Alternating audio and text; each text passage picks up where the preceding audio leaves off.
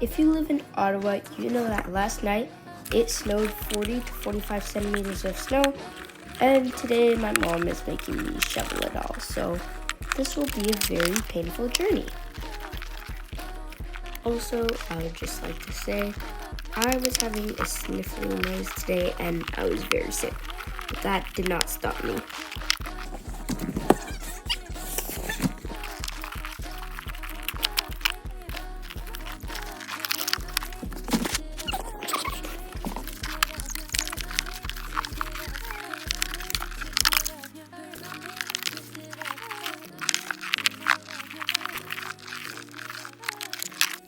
This is the final result of my backyard.